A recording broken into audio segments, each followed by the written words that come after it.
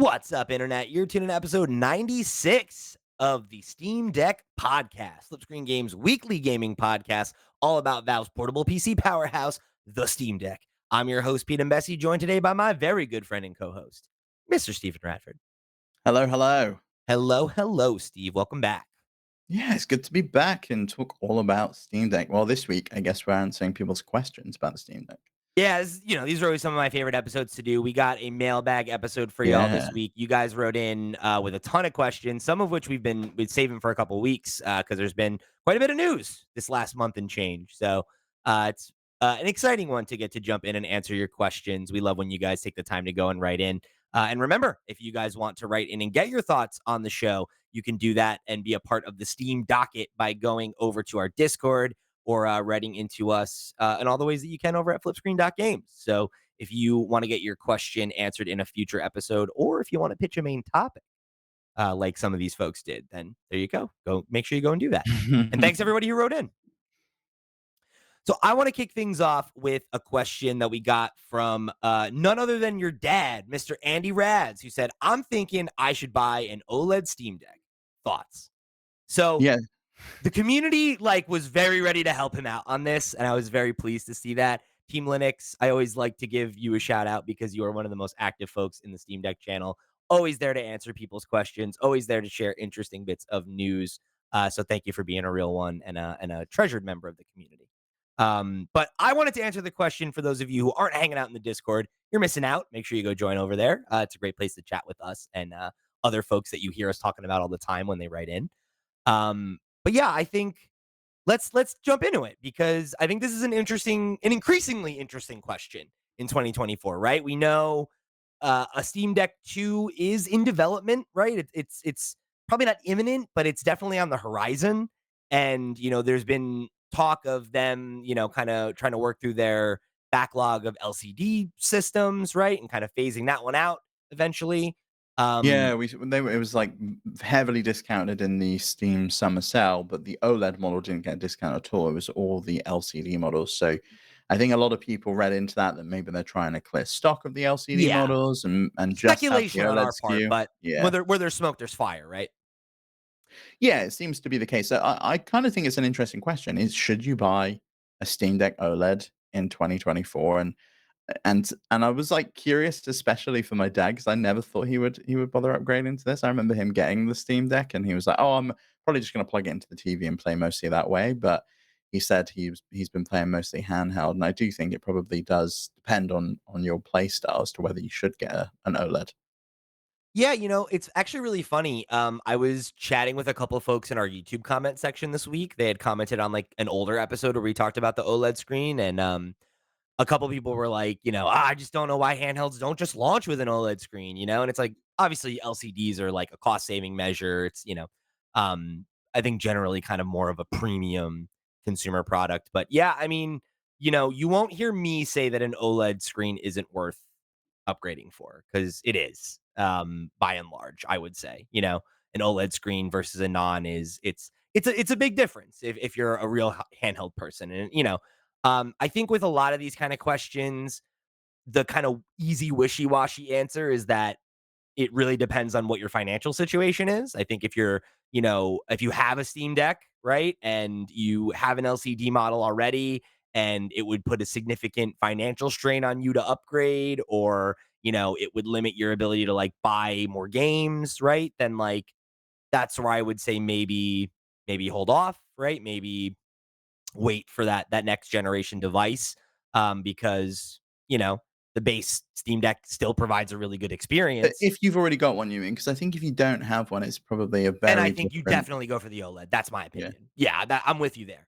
Because I think in your dad's situation, he has an LCD model, right? So he'd have to sell that and then get a new one, transfer all this stuff over. Not that that's not worth doing, but I think the later you get into the device's life cycle, the more I could see waiting rather than upgrading for what is essentially, a small upgrade, right? If it's a big Yeah, yeah, yeah. financial restraint on you. But I think if you're somebody who's got expendable income and, gaming is one of your big hobbies and you play a lot on handheld and you're spending a lot of time on your Steam Deck, we've done a whole episode when it came out about why the OLED, is a really significant upgrade beyond the screen, right? It has a much better battery life. It has better performance, Quite um, a fan, quieter significantly fan. quite a fan. So I think just overall, it's definitely a marked improvement on that original unit in the same way that I think, you can't really argue that like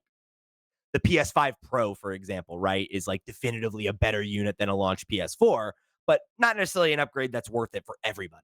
If you're not finding yourself playing a lot of AAA games on your Steam Deck, if you're mostly playing indies that are don't need that extra little bit of power, if you're not finding that you're struggling with battery life, if you don't, care about having the truest blacks on your screen, then yeah, sure, maybe that's not a worthwhile upgrade. But I'm inclined to think that if you're the type of person that's listening to this podcast, um, you probably do care about those things. And for my estimation, it was a very worthwhile upgrade. I was definitely not upset that I spent that money, because the base experience is just so much better.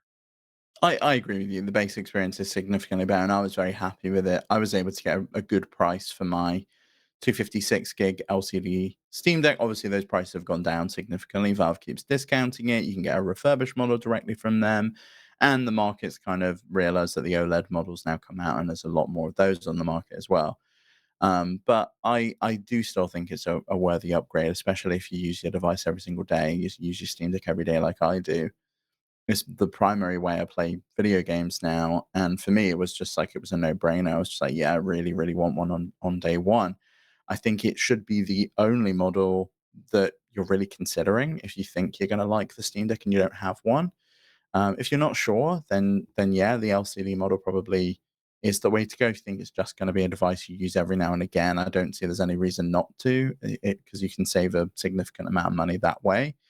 But like you, I do wonder how long we're going to be waiting. But for the Steam Deck too. But I did the same thing with the Switch. I didn't upgrade to the Switch OLED because I thought the Switch 2 was just around the corner, and that was like what 4 years ago now. So Yeah, I was very glad I made that upgrade when I did, and I was able to really enjoy it for games like Metroid Dread and Tears of the Kingdom. And was it like an upgrade that I needed? No, but I mean, I'm not sad that I did it.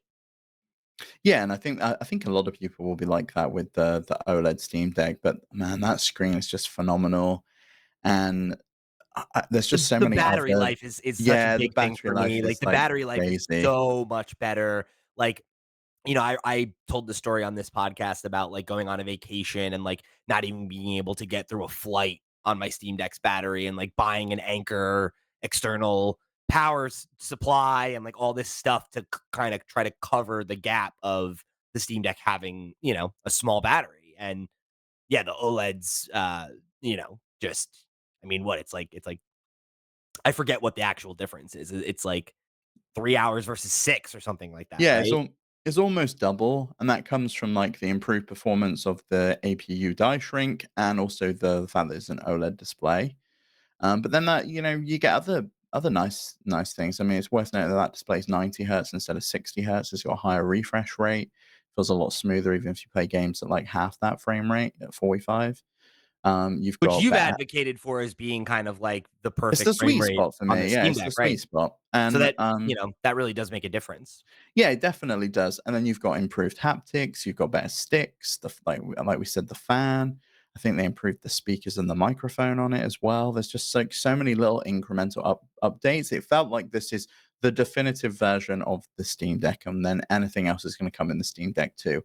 The real question, I guess, is there going to be a Steam Deck 2 in 2024, 2025, or 2026?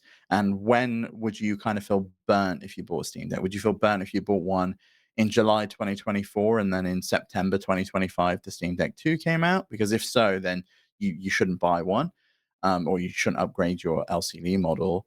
But it's I a would tough. say I would agree with upgrading. I think not buying one is something that I feel a little bit more dubious about suggesting because of the exact reason that you identified with the Switch, right? Where it's like, yeah, one might come next year, but one might not come till Yeah, 2027. We have no idea, right? Like, I mean, the idea that this thing could have like a 6 or 7 or 8-year life cycle is certainly not out of the question. There are new AAA games coming out that it can still play. So it's Yeah, like and we spoke about the fact that FSR 3.1 on last week's episode enables more and more games to be playable, and we'll be potentially getting that to hundreds of games by the end of the year. Like right. AMD this week open sourced that, so developers now can just include it in their games. They don't have to Yeah. work directly with them.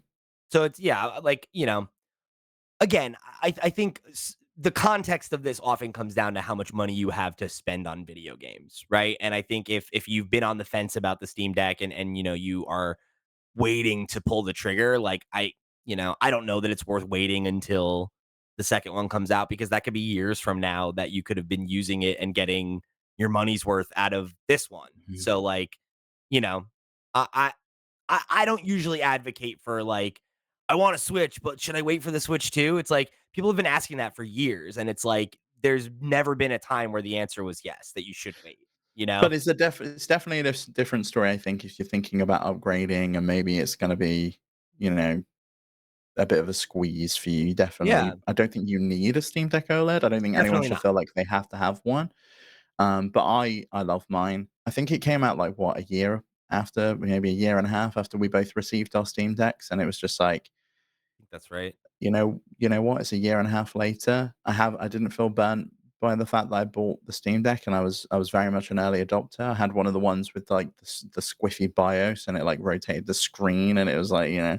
it's like this scary screen's gonna show up. But please don't worry, you're just one of the lucky ones that got one of the first batch. Yeah. Well, and it's like I also want to, recognize our bias as like commentators, right? Like obviously like we have an element of enjoying it that is different, right? So like, I had purpose to pick it up, to talk about it, to have an opinion on it. So um yeah, if you're not motivated to make that upgrade, I certainly, like you said, I don't think it's something that you should feel like you're like Mhm. missing out on. But I think if you are sitting there like, man, like I love my Steam Deck and I would just wish it had more battery. I wish it had 10% more under the hood, then yeah, then I think you should probably go for it personally. Particularly if you can sell your original model as part of an upgrade. That's the big thing is you sell your original model or maybe keep hold of it. I don't know if you kept hold of yours. I kept mine, and I want to jump into another question we have here. Left from the Discord wrote in and said, I went on a date to an arcade the other day, and it had me in pure nostalgia mode. If you're going on a trip and want to set up your Steam Deck to strictly play nostalgic arcade games, which ones are you picking? And then Team Linux replied and said, I was thinking I would love to make or buy a 4-player full size arcade cabinet that I can just dock the deck into, play some arcade games like Mortal Kombat, Street Fighter, TMNT, X-Men, and make and in such a way as they were I'm sorry, and such in the way they were originally played. I have been kind of working on that a version of that project on my own, and I've been picking up little pieces of tech here and there to build up Mm. like a retro station connected to a CRT and using my LCD Steam Deck as the brain for it because who cares if the LCD is on there if I'm gonna have it plugged into a TV, right? No big deal. And if I'm using it to play like retro games, right, then it's like the performance issues, all those kinds of things, right? Or not issues, but you know what I mean, limitations are not a consideration. So, yeah, I think, if you are not interested in a little pet project like that, then yeah, sell it. But if you're somebody who's like interested in modding your Steam Deck, like hold on to your LCD and split that one open. And if you break it, good thing you have your OLED, you know, I think there's uses for it if you're not able to get a fair price for it because that was ultimately what I decided, right? Was like I didn't want to sell it before I had my OLED unit. And by the time I got my OLED unit, the whole market was flooded with people trying to sell them for Yeah. what they were worth. No, yeah, see, I sold mine like the day I bought the OLED model, and I was like without my Steam Deck for a week, and it was tough because I missed it. I missed being able to play Deceive Inc on it all the time. That's what I was playing at the moment. But yeah, it was tough. I think the arcade thing's really cool. Like being able to hook up to like an iPack or a B0 and just like building out like a little arcade, Yeah, that's board. basically what I wanna do, like, I wanna, like, get, like, the one you've got behind you and, like, make something like that where it's, like, Yeah, can have easy. have a little brain that you can just kinda, like, plug it in, like, underneath it or something. Hmm. But again, like, I have to my left over here, is the station where I'm setting it up. I bought the CRT that was, like, the one I had in my bedroom as a child, so I'm like, very stoked on being able to kind of recreate my vintage setup for playing, old school, games that were meant to be played on a CRT and appreciate, the impact that CRTs have on, like, pixel art and things like that, So, if you're the kind of person who likes to tinker, then there's a lot you can do with a Steam Deck that you're not worried about breaking.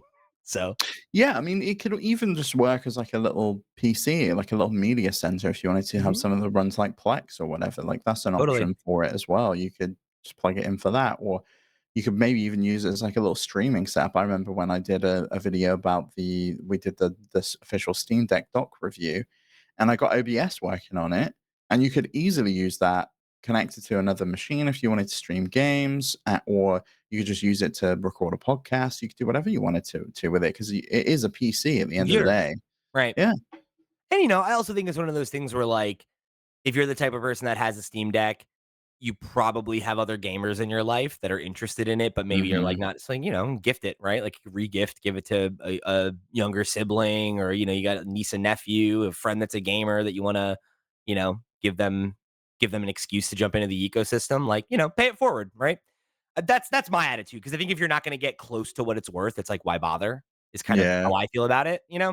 But One thing that it's reminding me of because like you're obviously in the States and you got the option to buy that limited edition colorway, that gorgeous like see-through with the orange accents. Do you think we're ever going to see another limited edition colorway, or do you think we're ever going to see them release that outside of America? I don't know. Like, I definitely thought the answer was yes, but I'm wondering if, like, the demand wasn't there for it and, like, they just don't think it's worth it to have multiple SKUs. What if we see it like in collaboration with like game launches? I mean, I think that'd be cool. I would Like, I'd I would love a Portal themed one or, like, a yeah. Half-Life themed one, or what's that new game called? The one that's in development? Yeah. Fuck. I can't think of it. Is it Deadlocked? Yeah, Deadlock. So or like a Deadlock theme one, I could see them doing something like that, in the same way that Yeah. Nintendo releases, like, special edition Nintendo I don't think Switches. they don't put out enough games for that, but No, yeah, they don't. it would yeah, I think that would be cool. I think it's just a matter of, like, I wonder if the product is too niche to warrant having, like, multiple color schemes. Because if you, like, make a color scheme that's not popular, then what, you just have, like Stock laying around, yeah, yeah. right? And it's like, that kinda sucks, But could they not just do like, like Master always did, where you collect the orders and then you make as many as people order? Yeah. Yeah, I mean, I think that's probably the way to do it if you wanna be smart about it. Or you make it like a Design Labs thing where, like, it's made to Oh, I order love and you that, pay a yeah. little extra for it. I think that would be I that absolutely would have done that, like, I'd have had, like, a pink shell with, like, yellow buttons, it would have looked so yeah. hot. Yeah, I mean, I think personally, I feel like that makes the most sense would be to do something like that so that it is, like, more made to order and you just have to pay a premium for the fact that it's customized, and that way it's not Mhm. like, skin off their nose if it's not, like, a huge seller. Um, Before we get too far away from it, I did wanna answer the arcade game questions, like, which ones would you be picking if you were gonna make an arcade cab? An arcade cabinet. I mean, the ones I always go for, the Neo Geo games. I love Metal Slug, I think that is fantastic. I'd go with classic Pac-Man. I think the if we're gonna pick something from the Steam store, I think the Atari 50 collection is phenomenal. It's got some great So games in there. good, so good. And, like, the interviews and stuff that they did, it's a really, really well made, put together piece of work. I'd want some Tetris on there. And then I'd probably want something modern because I can imagine something like Vampire Survivors would play really, really well on an arcade stick and just being able because all you gotta do is walk around. You can get Totally. like a 16-way stick and just like being able to walk around with that, it would just feel so, so cool. Yeah, I think for me, I'm definitely with you on Pac-Man. That's, like, one of my favorite arcade classics. You definitely, you wanna have that one in there for sure. Burger Time is one of my Oh, favorite yeah, that's a arcade good games. one. Yeah. Love Burger Time, would definitely want that on there. Marvel vs. Capcom 2 is another one. They got that collection coming out, so that's gonna become way easier to get loaded up just playing it through Steam, which is awesome. That's like one of my favorite arcade games, my favorite arcade fighter for sure. And, I had another one on the tip of my tongue. I forgot my favorite game, which is the Simpsons arcade game. I Yes, that love was the that other one I game. was gonna say. Yeah, Love that's that that's game my so favorite much. beat 'em up. So, yeah, you Yeah. definitely want that one. And then, yeah, probably, like, the Scott Pilgrim game too, right? Because like, that's a arcade beat 'em up, but it's never actually been on a cabinet, so it would be cool to play that way. Something else I've always wanted is like a proper metal pad for Stepmania. And I store Stepmania on like the deck, and you can just have that plugged into a screen, plug the dance pad into that, and like really have like a proper setup for it. Because I remember as a kid like playing Dancing Stage Euromix, not You should DDR. you should just buy one. You should just get, like, a real machine, you know? I would Like, love a real you got machine. space behind you. Oh, yeah, I couldn't have it upstairs. Can you imagine lugging that thing up? Yeah, I'd go through the fucking floor of like my Yeah, pay someone 1920s pay house. someone to fucking bring it in, you know? I'd feel sorry for the little old lady that lives next door to me, just me stomping around all day long on Well, dancing stage area. I'd say go for it, No, personally. I would love a real machine, but I think Stepmania. I saw an actual Stepmania arcade cabinet now. Stepmania, which was originally like a play at home version of DDR, as like a spiritual successor, has now gone full circle and is now available to play in arcades. So it was quite cool to see. But I'd love a proper like Stepmania setup. I That's one think of it's those things that I've never been able to replicate. And like the closest I can get is like Beat Saber, but that's using my arms instead of my legs, and it's a very different experience. yeah, it's not quite the same. I think you should figure it out. I think you'd enjoy it. Yeah. I was also looking at these new light guns that you can get, which don't need a CRT. Oh, And you can get them and they work apparently pretty well with the Steam Deck.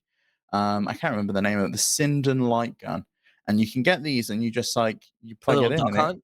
yeah, and you can play like Duck Hunt. I'd play Time Time Splitters Crisis. 2? Oh Oh, yeah, that would Crisis? Yeah. Time Crisis. I'd play House of the Dead. I'd get all of these Yeah. games like, and I would Yeah. yeah.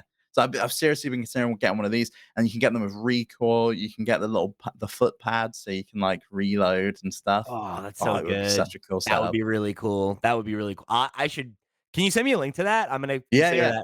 consider that for It's my retro station. it's sindenlightgun.com if anyone's interested, but Sinden I'll put it in the docs for you. Sweet.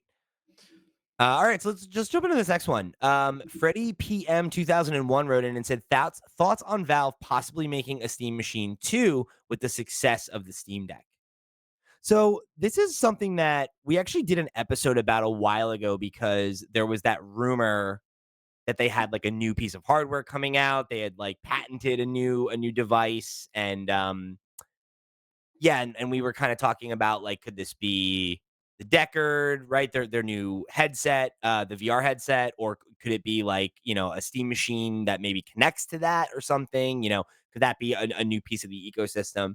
And obviously something that we haven't seen come to pass yet. But I mean, it's definitely something that I think is interesting to consider. Like, I think the Steam machine was probably ahead of its time, and I think part of the reason it didn't work in my theory is that I think it was a confusing product because they partnered with all these other manufacturers, and there were all these different machines, and they had all these different, specs and everything, and it's like it was basically just like pre-built computers, right? And not like a console, which is I think what works about the Steam Deck is that it's a standardized form factor, a standardized power level, and it's something that, like, if you're a developer making a game, like, you can develop with the Steam Deck benchmark in mind, right? Not the 30 different versions of the Steam machine, and there's an Alienware one, and there's this one and that one and this one. And they all cost different things, and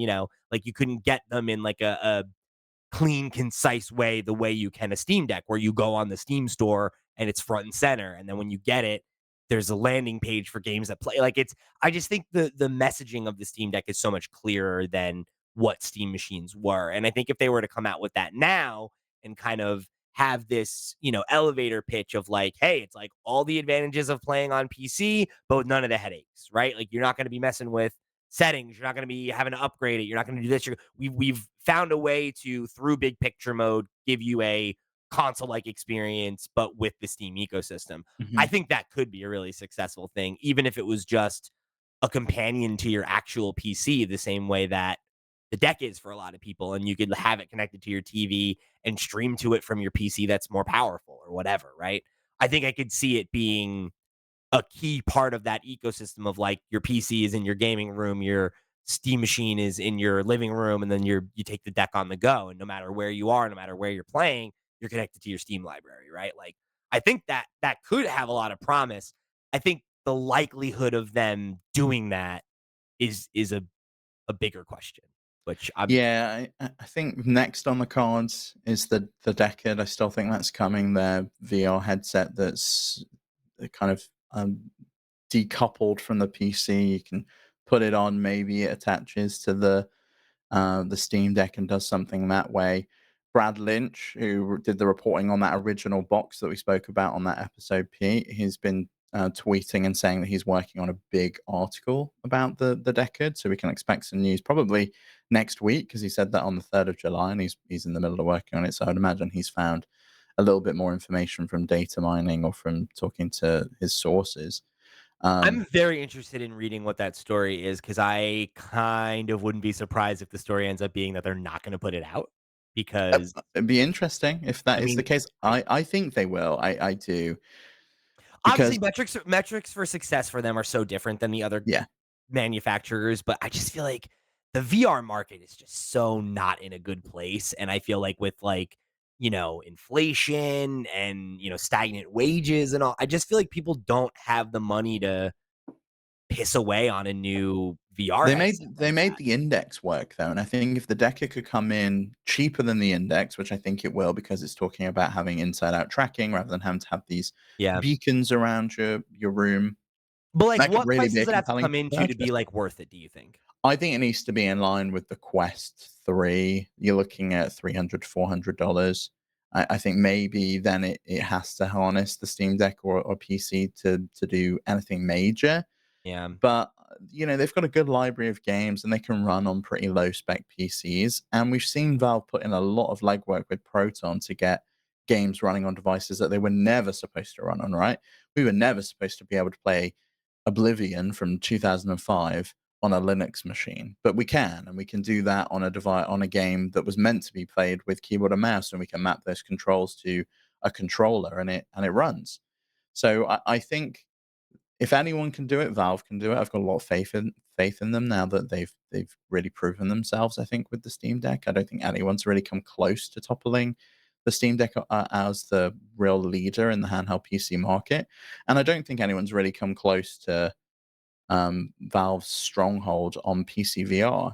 Yeah, Meta has the Quest, but if you want, and you can plug that in and play on your PC. But if you're playing on your PC, you're buying your games from Steam. So I think if anyone can do it, Valve can do it. They've clearly invested a lot of time and energy into VR over the years. Is whether they're done with it, whether they think that enough's enough and it's time to pull the plug and focus our efforts on the Steam Deck and maybe on a Steam machine too. I feel like it's interesting to me because I definitely see what you're saying. Like I think there's an argument to be made that like you're far enough in development that it's like let's put the thing out and if this is Which the I last think is what one. happened with the PSVR 2. It Right, but was it's like, like, do they want that? Do they wanna do that and put out a product that is like, gonna because it's like, what big VR games are even coming out anymore? Like, who it's like knows what Valve's working on? yeah, but it's Like, like they could have Half-Life 3, and we'll say this is a VR game. yeah, you're right, but I don't know.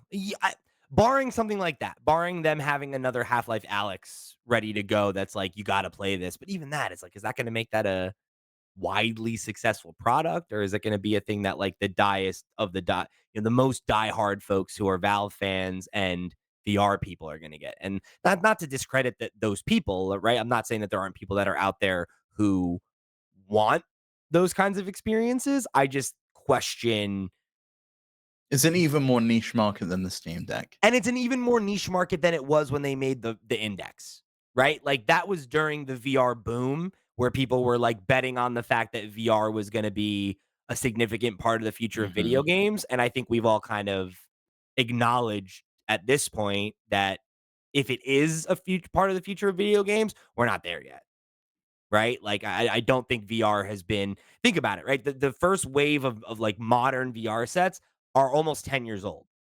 They'll be 10 years old in 2016, right? And I guess Yeah, I even, mean, like, probably older than that with the original the dev original kit of the Quest. Oculus, yeah. Yeah, and Oculus, right, right. That's what it was actually called back then. Yeah. Um, yeah, I guess it was PSVR that came out in 2016, and at that point, yeah, that had already been out, and I think Vive, the HTC Vive had maybe already come out as well. So yeah, so it's, I mean, like, right, like VR as consumer tech, as widely available consumer tech has been around for 10 years, and the market has not grown, it's shrunk, and the games that are getting made there are few and far between, right? And they're not to say that there aren't good ones that come out, not to say that there aren't examples of games that have moved forward, but a lot of the studios that came up to make games in VR stopped making VR games or are out of business because it wasn't financially viable.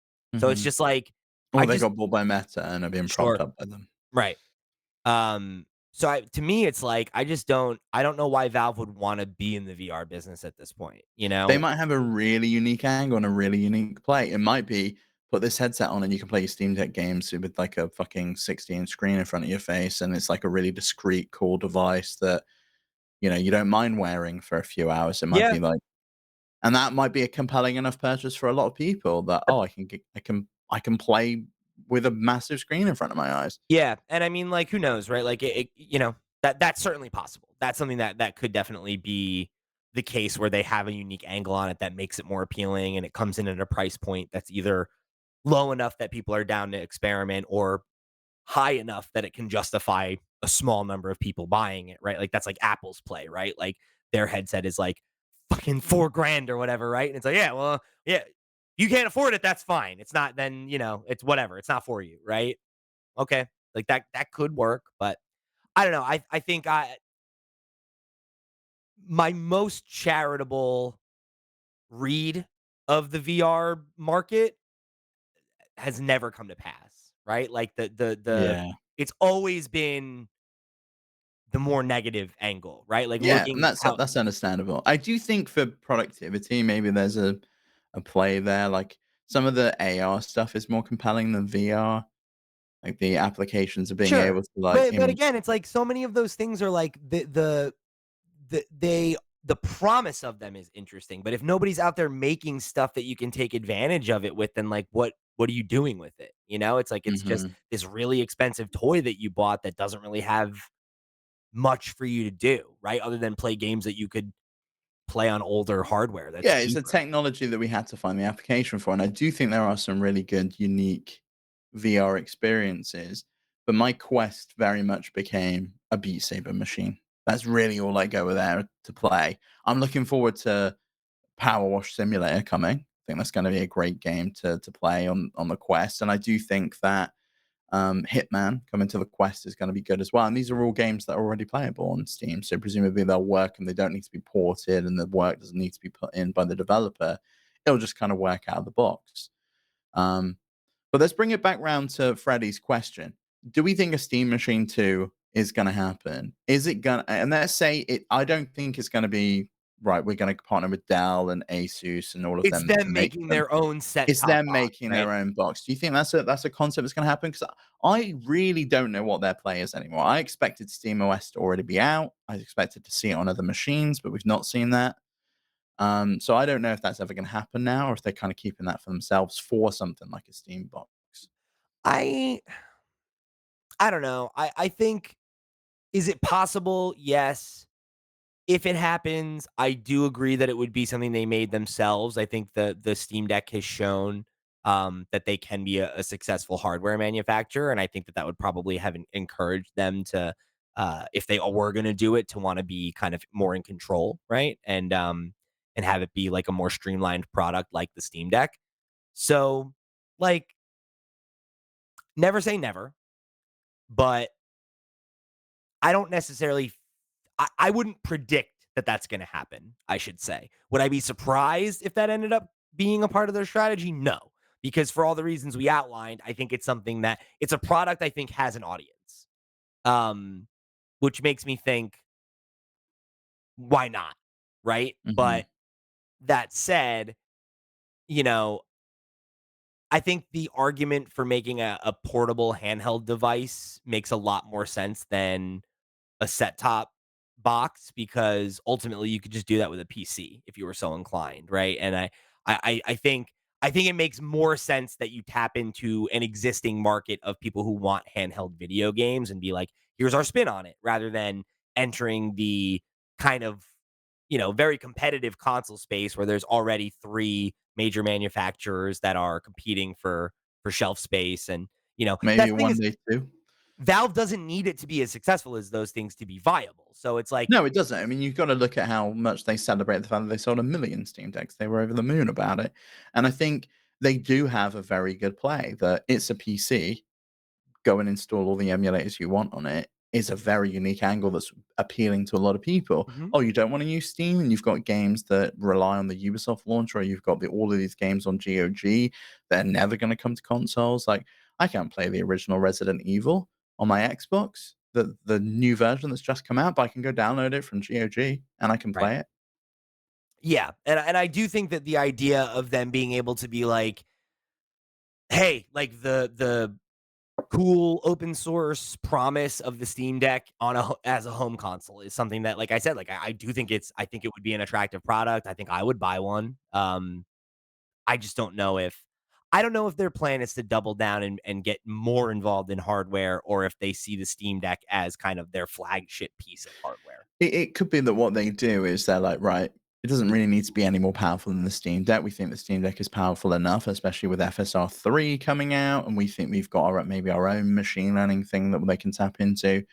But maybe they do finally focus on the doctor experience and making that a true kind of That's the home console Switch-like experience. experience, and that Yeah. is the home console. Like, I dock it, it shows up on my TV, it's working perfectly. I can pick up my PlayStation controller, it automatically connects, and everything kind of works seamlessly and cohesively. And don't get me wrong, I would love that. And I think even if that got perfect, I wouldn't hate the idea of them making a device that it's like, okay, well, it costs the same as the Steam Deck, but instead of putting money into a screen and touchpads and It's a little bit more casing, and powerful because it's it's just plugged more in all the time. powerful. Yeah. And you Yeah. just put that into the guts of it. And it's like, hey, like it's competitive with, you know, whatever, the kind of like, what is the standard affordable graphics card right now? And then, like, maybe notch it a couple notches above Yeah, that I mean, so that it's future proof for a I couple years, completely right? forgot about the fact that you could put a discrete GPU in there, because I was only thinking that it could be APU, but you could. Or you could make it modular, like allow Mhm. people to put their own RAM in there and their own Yeah. SD card, like their own SSD in there and, like, make it a real PC. And, like, even just, like, I think it being a simple enough form factor where it's like, okay, well, there's a motherboard and all that stuff, and literally all you need to do is buy expandable parts and just plug them in, like, Yeah, that would like, have, like, one demystify. side come off and it's literally you just plugging them in like little Yeah. cards.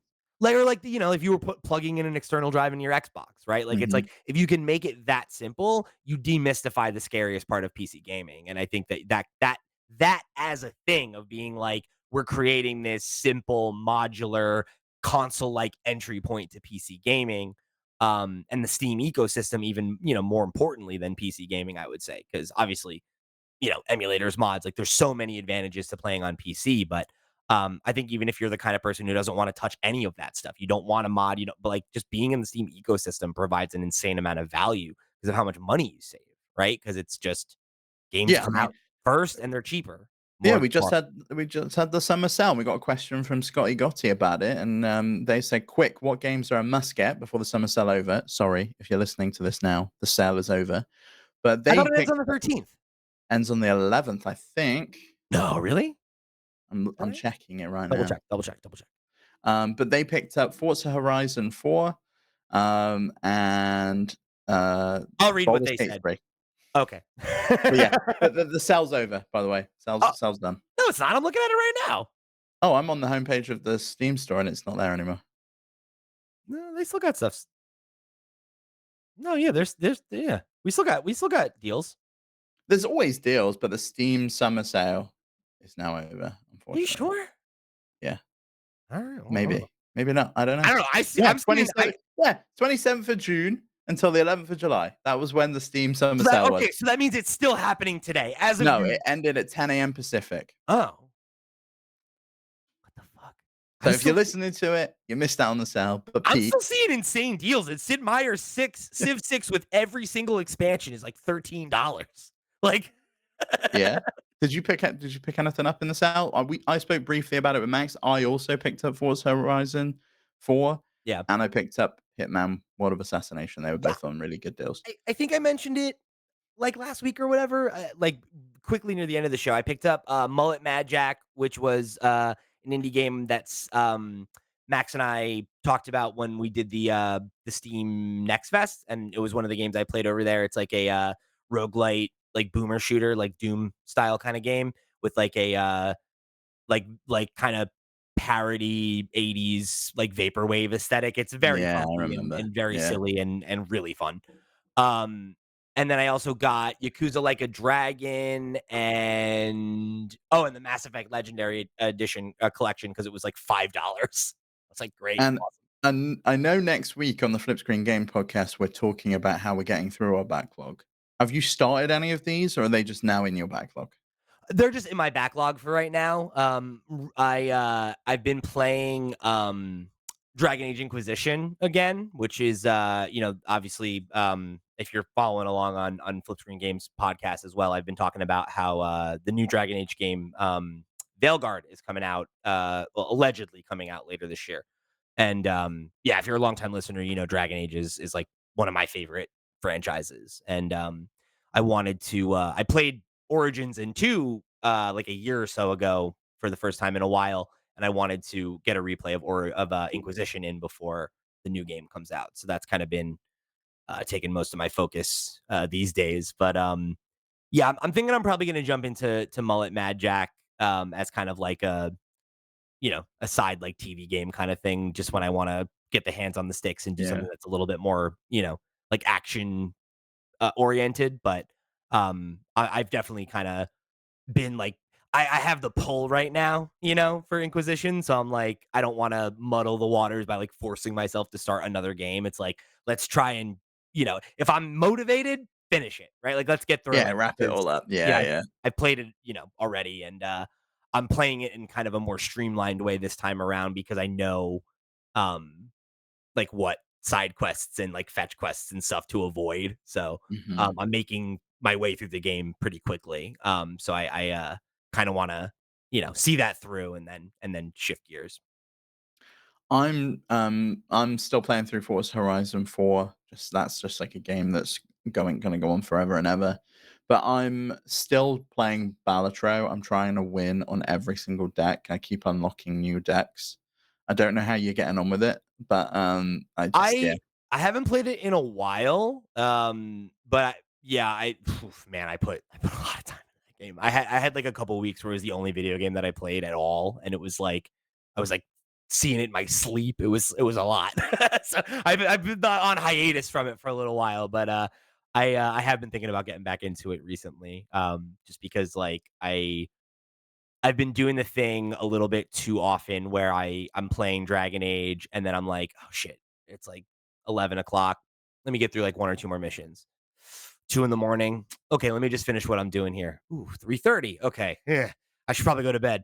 And it's like it's a little easier with Balatro because it's like when a run ends, it's always a good opportunity to be like, I'm done. Right. And it's like I could set it down. Sometimes it's hard though. It You is, get don't like, get me wrong. you die on like that anti-8 boss or whatever. Or like I've been going back into endless mode. I'm trying to get as far as possible. I've heard there's some things you can kind of unlock that I want to get further and further to find.